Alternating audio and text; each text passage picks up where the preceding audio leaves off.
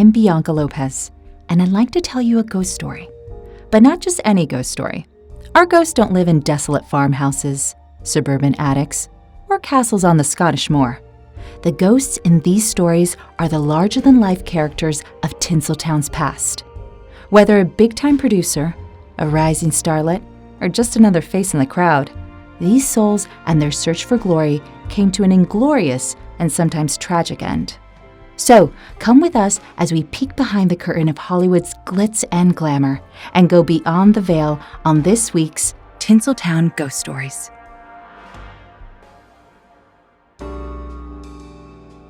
On our previous full-length episode, we told you all about Alexander Pantages and the true crime events that led to his downfall, and maybe the afterlife haunting of his Hollywood theater. But that's not the only ghost running around the gem of Hollywood Boulevard. On today's bonus story, we take a look at another paranormal resident of the Pantages Theater. Even in a city as large and spread out as Los Angeles, it seems that the rich and famous deceased are destined to run into each other in the afterlife. For instance, Alexander Pantages is not the only Hollywood bigshot to have been spotted lurking in the shadows of his theater. Legend says another, even more world-famous phantom haunts the halls around the offices that he, much like Pantages before him, used to own. That phantom is none other than the Aviator himself, Howard Hughes. Most people who have heard of Howard Hughes know a few things, especially if they saw the movie. His importance to, and control of, the early development of the aerospace industry, his high levels of investment and philanthropy, and his, shall we say, eccentric later life. But one thing they may not know is that his resume includes one-time owner of Hollywood's Pantages Theater. Though he had made a killing from America's fight against the Axis powers, after the end of World War II, the country turned away from weapons of war. Rather than allow his revenue to turn away with it, Hughes sought to expand his empire in other ways.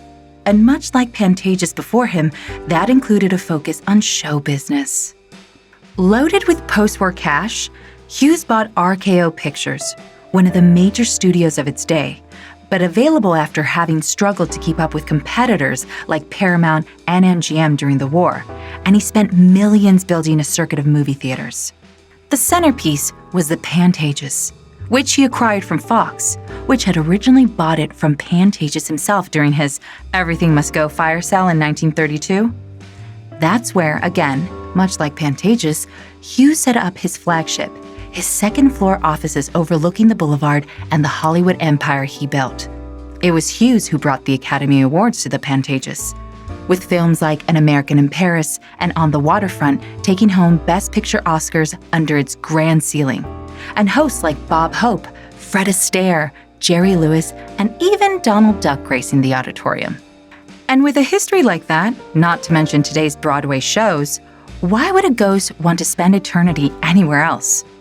According to reports, that's exactly what old Howard thought after shrugging off his mortal coil. Numerous stories from employees and visitors have seen Hughes' visage inside the second-floor offices, a stone's throw from the catwalks and backstage area where Pantages himself is said to roam. Employees past and present say that strange cold spots will pop up, and unexplained breezes will press by them as if someone is walking purposefully towards their 1 o'clock meeting. Some have noticed the smell of cigarettes, where no one can be found smoking.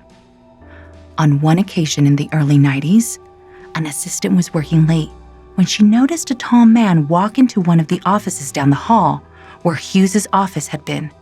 She shouted a, "Hello?" But no one responded.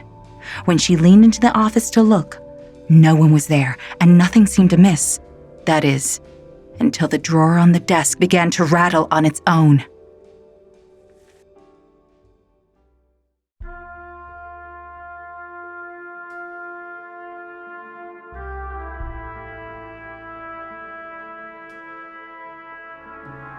We hope you enjoyed this tale of real-life scandal from Hollywood's past, and the spirits left to haunt those seeking fame and fortune in its walls.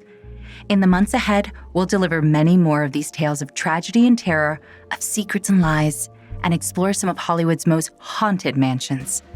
If you like this podcast, please give us a 5-star rating and share with a friend. You can find me at Bianca P. Lopez on Instagram. You can also follow us on Instagram and Threads at PodFrontier. Please drop us a line and let us know what you thought of this week's episode. We can't wait to hear from you. I'm your host, Bianca Lopez. Tinseltown Ghost Stories is part of the PodFrontier podcast network. This episode was written by Emily Castro with assistance by Kyle F. Andrews. Produced by Kyle F. Andrews and Cameron Bile. Co-produced by Emily Castro. Sound recording, audio engineering, and mixing from Alyssa Rose at Honeydew Studios in North Hollywood. Directed by Morgan Rudder with audio editing by Zach Morrison. Music composed by Robinson Hobbs. We'll be back next month for another new full-length episode on creepy locations and the crimes and secrets around them. Until then, stay spooky, LA.